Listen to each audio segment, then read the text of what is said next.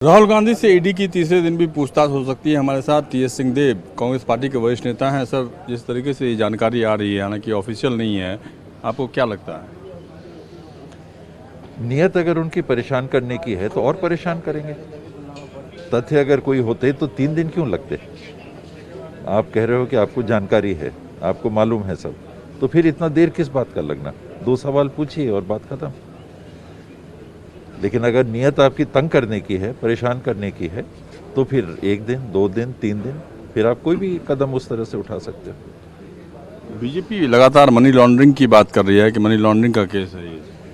Money laundering को जहाँ तक मैं समझता हूँ, 1 नंबर और 2 नंबर का पैसा जिसको कहते हैं, अनअकाउंटेड फॉर मनी को आप किसी माध्यम से अकाउंट में ला रहे हो तो मनी लॉन्ड्रिंग होगी। किसी हिडन सोर्स से आप पैसा किसी कंपनी में ला रहे हो तो वो मनी लॉन्ड्रिंग होगी।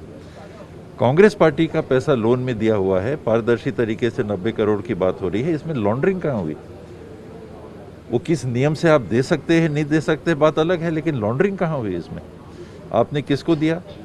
1937 में बनी एक कंपनी जो कि राष्ट्रवाद की बातों को उठा के आज़ादी के संघर्ष में आवाज़ बुलंद करने के लिए जिसकी आवश्यकता महसूस हुई, उस कंपनी में लोगों को तनख्वाह नहीं मिल रही, बिजली बिल नहीं पटा पा रहे, बाकी उनके उधार इतने हो गए। वैसी एक ऐतिहासिक संस्था को कांग्रेस पार्टी के फंड से आपने लोन दे के सपोर्ट किया, इसमें मनी लॉन्ड्रिंग कहाँ हुई?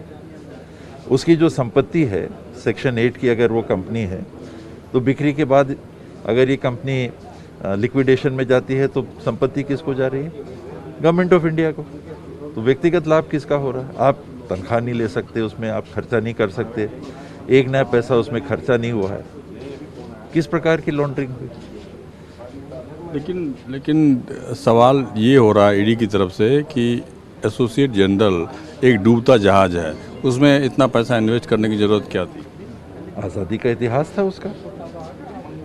जब आज़ादी के समय देश को आज़ाद करने के लिए आप स्वतंत्रता सेनानियों को राहत देते हो कि नहीं? उनके परिवारों को मान्यता देते हो कि नहीं? आप उनको सहयोग देते हो कि नहीं?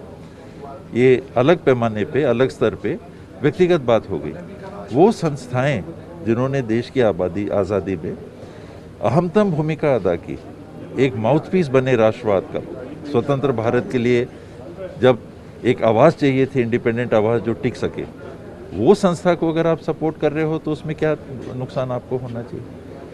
कोई ऐसी वैसी कंपनी तो है नहीं, कोई बिजनेस कंपनी तो है नहीं। इसका बैकग्राउंड देश की आज़ादी के संघर्ष से जुड़ा हुआ है, और उसमें जब 90 करोड़ रुपए का तनख्वाह देने के लिए, स्टाफ के लिए, बिजली बिल इत्यादि देने के लिए, बिजली बिल किसको मिल रहा है? सरकार को ही मिल रहा है। तनख्वाह किसको मिल रहा है? व्यक्तियों को मिल रहा है। बेरोजगारी का समय तनख्वाह आपने उपलब्ध कराया, उनका वेतन बहुत दिनों से रुका हुआ था। और यदि इस कंपनी को कभी कुछ हुआ तो मैं बेच के अलग होऊंगा कि ये देश की संपत्ति मानी जाएगी?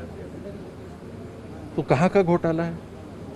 तो आपको लगता है कि जानबूझ के परेशान करने की नीयत से? इसमें और कोई दूसरी बात है ही नहीं। एक विकल्प आज देश के सामने राहुल गांधी हैं भविष्य के लिए, एक आवाज़ राहुल गांधी हैं जिन्होंने हर गलत कदम को उन्होंने मजबूती से देश के सामने रखा, चाहे वो बेरोजगारी की बात हो, चाहे कोरोना की बात हो, चाहे देश की सीमाओं पे आज अमेरिका का जनरल आके कह रहे हैं कि ब्रिज बनी है तो बात हो रही है, उसकी प्रामाणिकता हो गई। राहुल जी ने 2 साल पहले जब इस बात को कहा था तो वो राष्ट्रवाद के दायरे में उनका बयान को तोला जा रहा था। देश की सुरक्षा के बारे में पार्लियामेंट में आप क्यों नहीं बात कर सकते? ये तथ्य पार्लियामेंट में क्यों नहीं रख सकते? एक विदेश के जनरल को आके बोलना पड़ेगा? ऐसी स्थितियों को उजागर करने का हौसला कौन रख रहा है आज? राहुल गांधी। दबाओ इस आवाज़ को। धन्यवाद। टीएस सिंहदेव ने साफ कहा कि जिस तरीके से आवाज़ को दबाने की कोशिश हो रही है वो अपने आप में बिल्कुल साफ है। रमन कुमार, दिल्ली, न्यूज़ 24। नमस्कार, मैं हूं मानक गुप्ता। अगर आपको हमारा ये वीडियो पसंद आया हो तो इसे लाइक और शेयर जरूर करें, और हाँ, हमें सब्सक्राइब और फॉलो करना ना भूलें ताकि आप देश और दुनिया की कोई खबर मिस ना करें।